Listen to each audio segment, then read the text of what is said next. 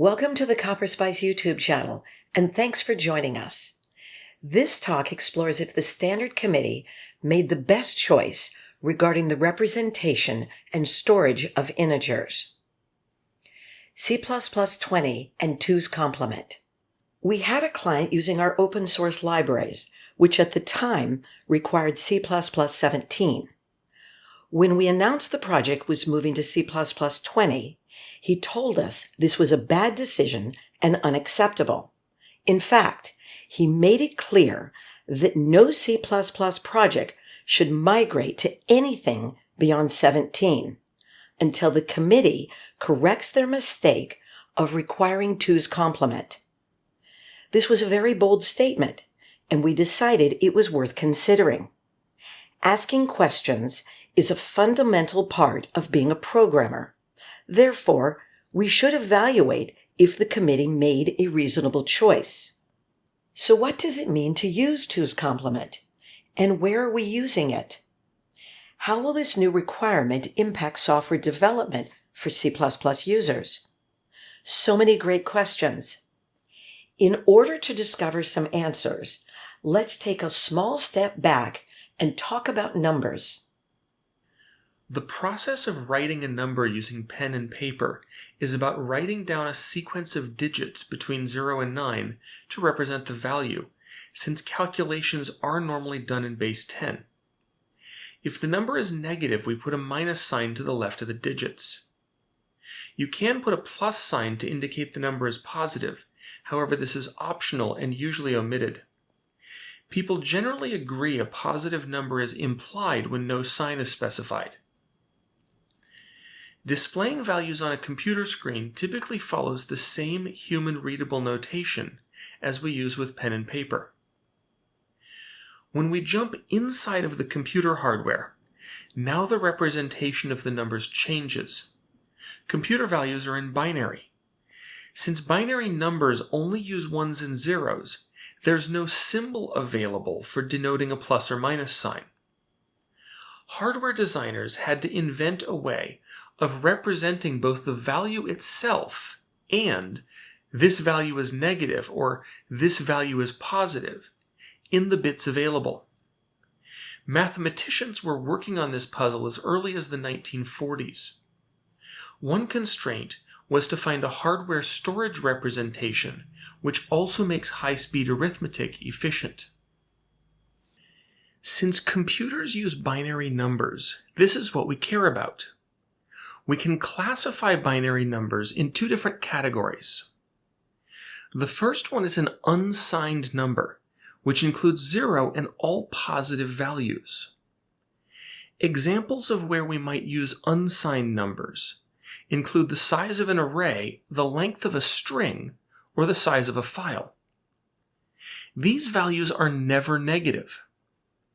Using unsigned numbers when we do not need negative values allows the compiler to make various optimizations. Signed numbers have values which can be positive, negative, or 0. The designers of computer hardware chose to place the sign in the most significant bit. If the sign bit is set to 0, the number is a positive value. If the sign bit is set to 1, this indicates the value is negative. C++ has different built-in data types, which allow us to declare exactly what kind of number we want to store. For example, an unsigned int stores an unsigned number, versus an int which stores a signed number. So how does the hardware actually store or represent a value in binary? For unsigned values, the bits are simply set to the value of the number. There is nothing special to consider for this storage. For signed values, there are 3 different ways which have been used to represent numbers in binary. Signed positive values are represented in the same way as unsigned values, namely, the bits are just set to the value of the number. All 3 representations agree on the same storage for positive values. The difference happens when we have a negative signed value. The most significant bit is always the sign bit, which is consistent with all three forms of representation. The sign magnitude form is the easiest to understand, since this is the closest to human readable. In this representation, the sign bit is set to 1 for a negative value and 0 for a positive value. Nothing else is done to the remaining bits. This representation has the advantage of being easier to work with in assembly language. We believe this explains why some early mainframe computers chose the sign magnitude representation. Disadvantages include that arithmetic logic is quite complex and some strangeness with the value 0.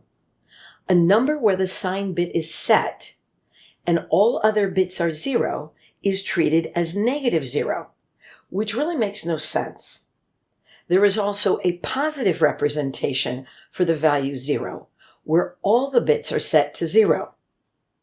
With two values for 0, comparisons are often confusing or even misleading.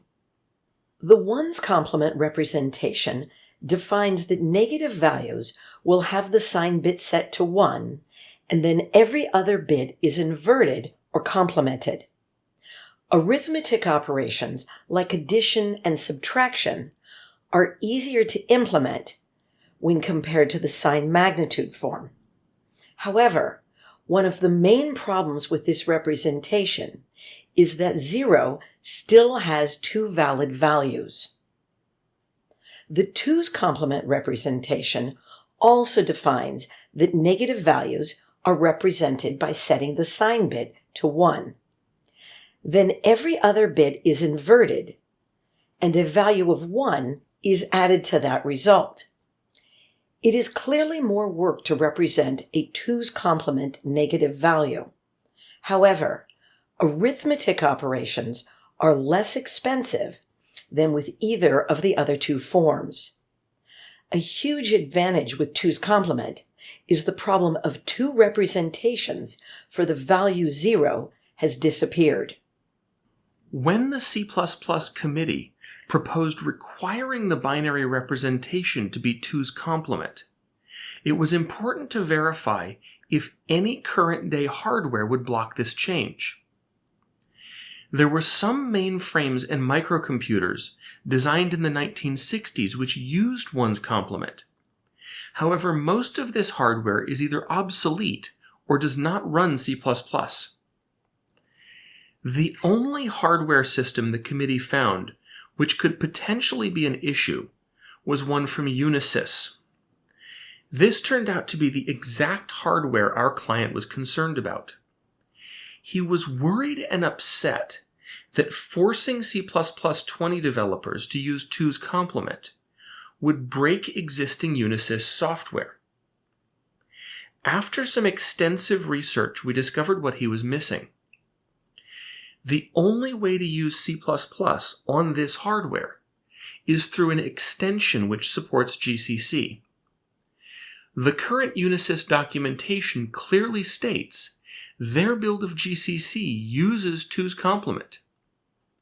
It's important to keep in mind that C++ never ran on the earlier UNIVAC 1100. It's worth mentioning that if you have older data stored in ones complement, and your software is using a twos complement representation, then your data will be processed incorrectly. Somewhere, the data must be adjusted, and this process had to occur long before C++ 11. Since our client is using GCC on the Unisys emulator, it is clear the software he works on has somehow resolved the conversion between ones complement and twos complement storage. His statement that C++ 17 is the only viable option has no merit. Twos complement is better from a hardware perspective, and it was confirmed that all current hardware supports twos complement. There was no valid hardware argument for rejecting the proposal.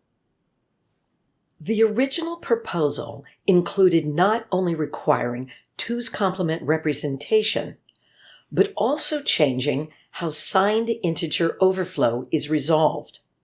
Currently, it is undefined behavior, and they considered changing this to something well-defined. This part of the proposal was rejected by the committee because removing the UB had the side effect of decreasing performance. Current compilers optimize based on the fact that signed integer overflow is not allowed and therefore will never happen. Preventing these optimizations would have resulted in a substantial degradation in runtime speed. The final result of the committee process was to standardize 2's complement as the binary representation for all integers. This proposal was so well received, the author was encouraged to submit a similar proposal to the C Standard Committee, and that proposal was accepted for the C23 standard. For more information about the CopperSpice project, please visit our website at www.copperspice.com. Thanks for watching. We hope you found the content of value. If you have any questions or feedback, please feel free to leave a comment on this video or send us an email. Make sure you subscribe to our YouTube channel and come back for our next video.